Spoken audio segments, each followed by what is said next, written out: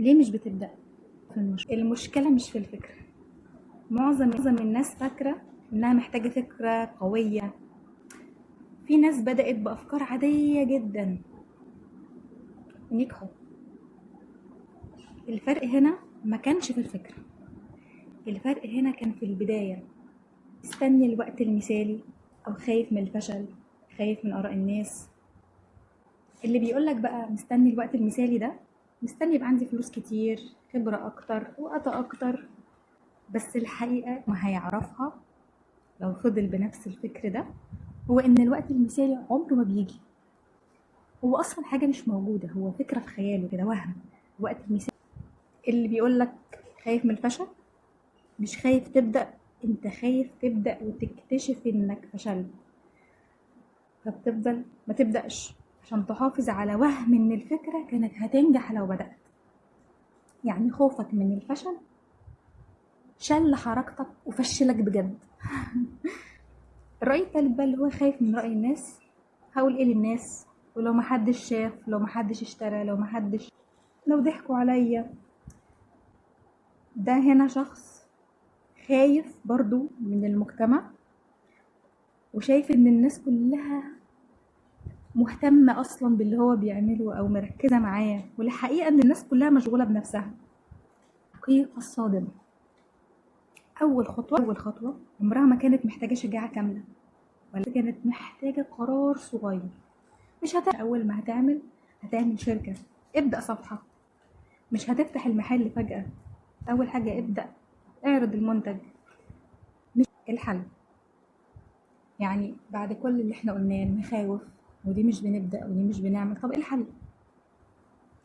اسأل نفسك سؤال واحد: ايه اصغر خطوة اقدر اعملها النهاردة وتاخد منك اقل من 15 دقيقة؟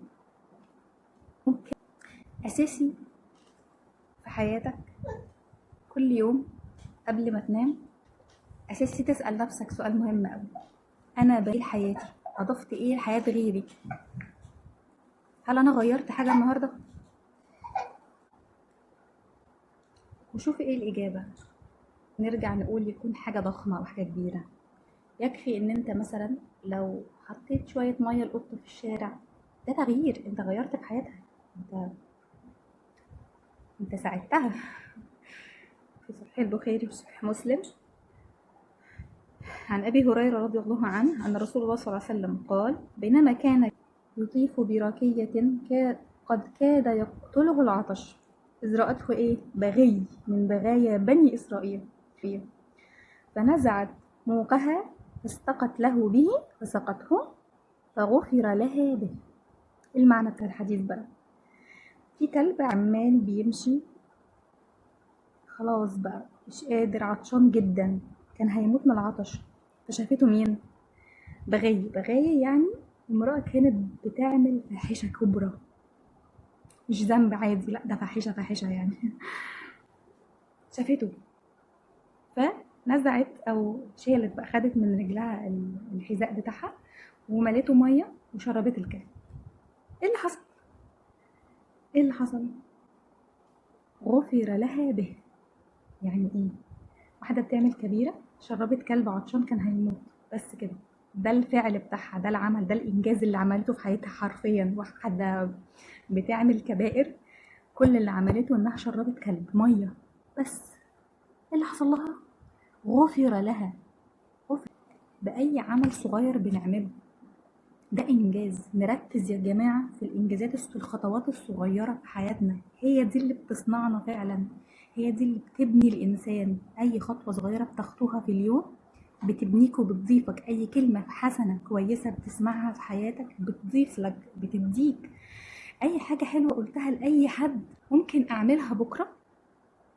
شخصيتك بيديك ثقه في نفسك، بيديك احساس ان انا انسان ليا كيان وليا هدف وليا جاي الدنيا دي لسبب. انا موجود عشان انا ليا اهمية فعلا، انا بغير.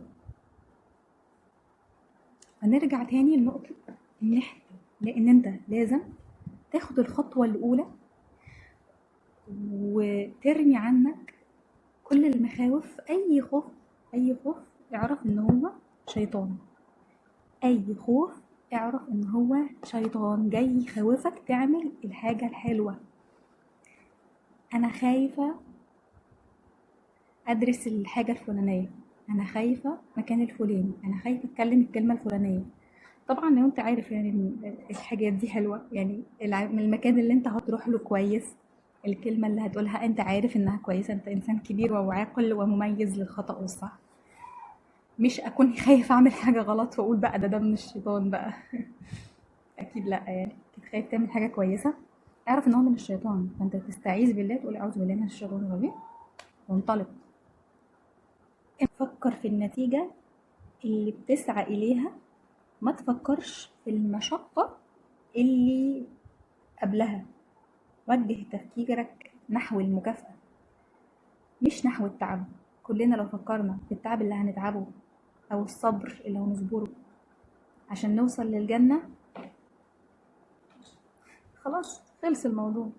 لا، هنفضل زي ما النبي صلى الله عليه وسلم قال: اعمل لدنياك كأنك تعيش أبدا، ابني واعمل وعمر واسعى، واعمل لآخرتك كأنك تموت غدا.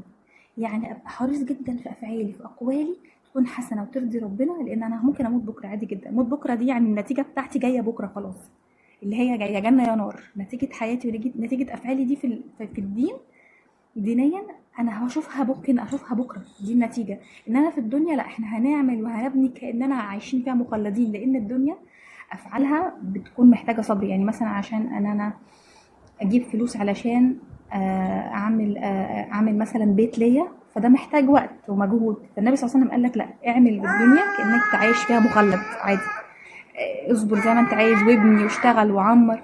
لكن لما تيجي ناحيه التفكير في الاخره، لا لا لا لا، فكر ان انت نتيجتك هتشوفها بكره، فهتعمل ايه النهارده عشان تشوف النتيجه. اكيد كلنا عايزين نتيجه تسرنا يعني، فانا هعمل ايه بقى عشان الاقي بكره النتيجه اللي انا هكون سعيد فيها.